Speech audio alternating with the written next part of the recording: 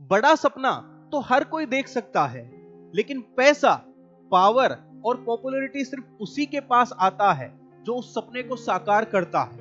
क्योंकि मिलता नहीं यहां कुछ भी जब तक दाम पूरा ना दो। मिलता नहीं यहां कुछ भी जब तक दाम पूरा ना दो।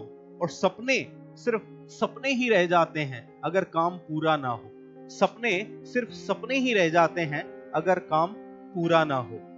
किसी भी चीज की सिर्फ शुरुआत करना ही पर्याप्त नहीं है। अगर कुछ बड़ा करना है, अगर सफल होना है, तो चीजों को अंजाम तक ले जाना पड़ता है। परिणाम निकलने तक मेहनत करनी पड़ती है।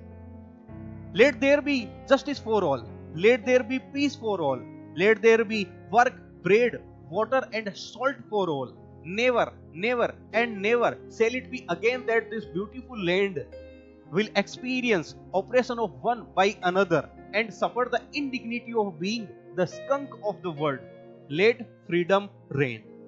ये पंक्तियां हैं अफ्रीका के पहले अश्वेत राष्ट्रपति नेल्सन मंडेला के शपथ ग्रहण समारोह स्पीच की। आज पूरी दुनिया नेल्सन मंडेला को जानती है, इसलिए नहीं कि उन्होंने एक ऐसा देश बनाने का सपना देखा था जहां पर जाति और रंग के आधार पर भेदभाव न होता हो। उन्होंने एक ऐसा देश बनाने का सपना देखा था जहां पर हर नागरिक को स्वतंत्रता और समानता मिले। बल्कि उन्हें इसलिए याद रखा जाता है कि उन्होंने ऐसा करके दिखाया। उन्होंने ऐसा करके दिखाया। कई सालों तक वो संघर्ष करते रहे।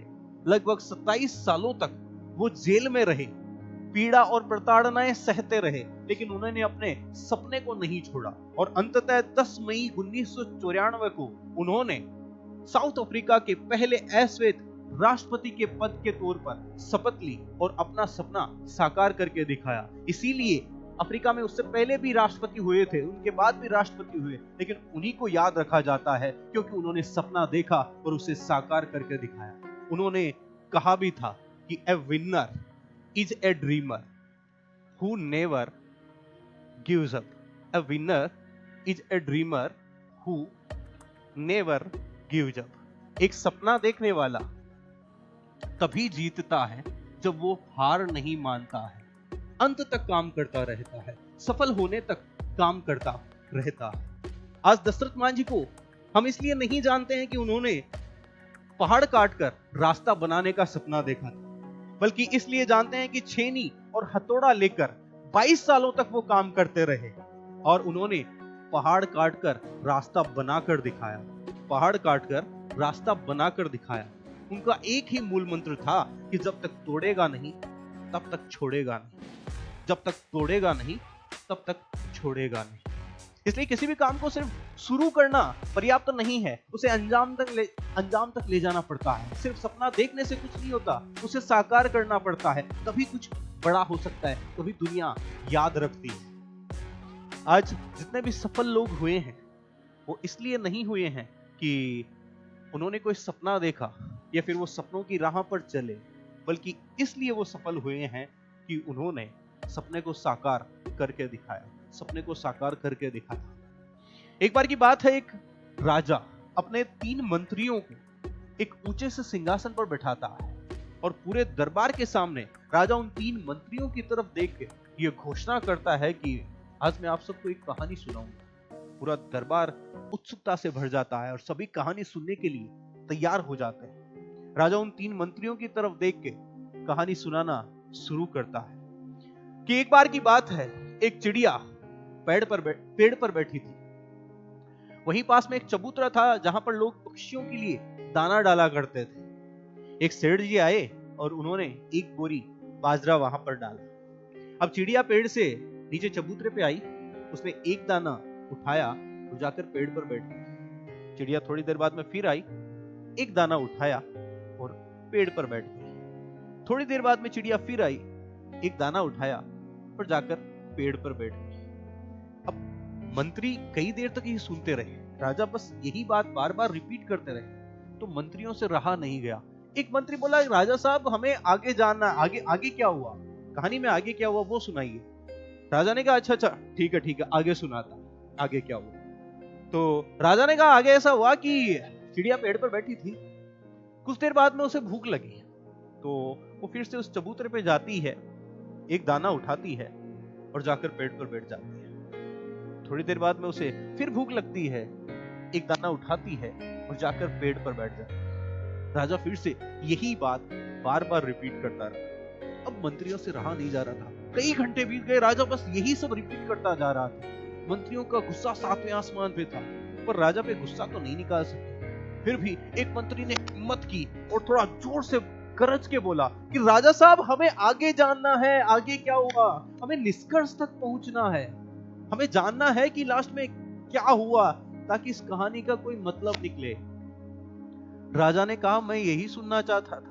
राजा ने कहा कि मैं यही सुनना चाहता था, क्योंकि मैंने तुम तीनों को 6 महीने पहले एक एक काम दिया था, जो काम मुश्किल से 15 दिन का था, और आज 6 महीने से तुम लोग मुझे कह रहे हो कि राजा साहब आज हो जाएगा, कल हो जाएगा, कल तक तो काम हो ही जाएगा, बस काम चल रहा है, कल तक तो हो ही जाएगा। मैं तुम्हें भी यही कहना चाहता हूँ कि मैं निष्कर्ष तक पहुंचना चाहता हूँ, मैं उस काम का एंड चाहता हूँ, ताकि उस काम का कोई मतलब निकले, ताकि हम उस काम से आगे बढ़ सकें, उस काम का कोई मतलब निकले।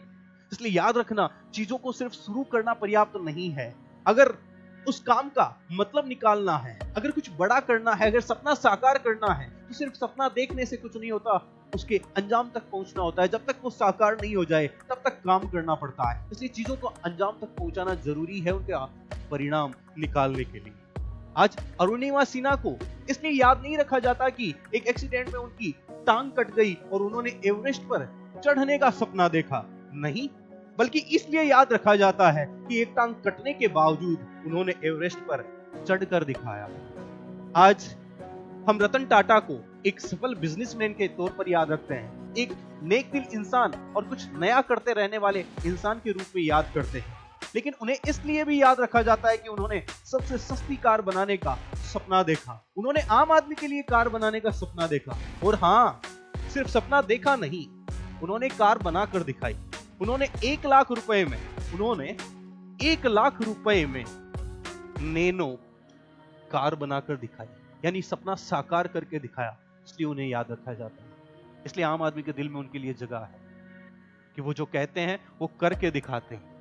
आज MS धोनी को वर्ल्ड के बेस्ट फिनिशर के रूप में जाना जाता है, इसलिए नहीं कि वो किसी भी मैच में एंड में आते हैं जब इंडिया को 2-4 रन की जरूरत होती है और वो मैच फिनिश करके इंडिया को जिता देते हैं और वो फिनिशर बन जाते हैं, नहीं, वो इसलिए फिनिशर के रूप में जाने जाते हैं कि वो बहुत से डिफिकल्ट मैचों में उस वक्त आए जब मैच पूरी तरह से डिफिकल्ट था, इंडिया हारने की कगार पर था, लगभग कोई होप नहीं बची थी, वो वहां पर आते हैं, वहां से खेलना शुरू करते हैं और अंत तक जिता के ले जाते हैं। एक नहीं, बहुत से मैचों में उन्होंने ऐसा किया है।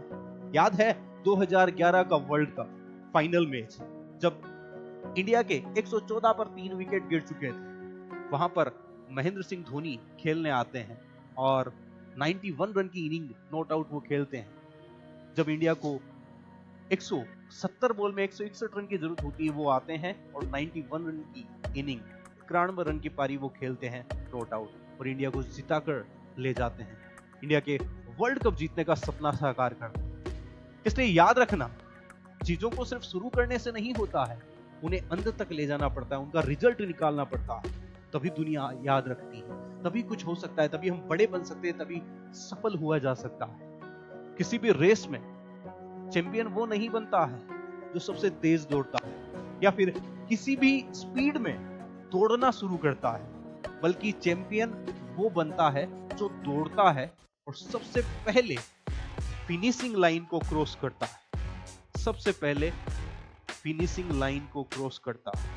फिनिशिंग लाइन को क्रॉस करने वाला धावक ही चैंपियन बनता है। इसलिए काम को एंड तक ले जाना वाला व्यक्ति ही, काम को एंड तक ले जाने वाला व्यक्ति ही कुछ बन पाता है, कुछ कर पाता है, बड़ा बन पाता है।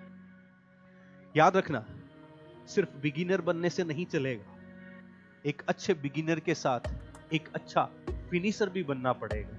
सिर्फ चीजों को शुरू करने से नहीं चलेगा, उन्हें एंड तक भी ले जाना पड़ेगा। सिर्फ सपना देखने से नहीं चलेगा, सपना साकार होने तक मेहनत करनी पड़ेगी। सिर्फ अच्छा आगाज करने से या फिर लंबे समय तक मेहनत करने से कुछ नहीं होगा, एक अच्छा अंजाम भी जरूरी है बड़ा बनने के लिए, कुछ करने के लिए, तभी बात बनती है, तभी बात बनती है। इसलिए याद रखना, चीजों को अंजाम तक ले जाना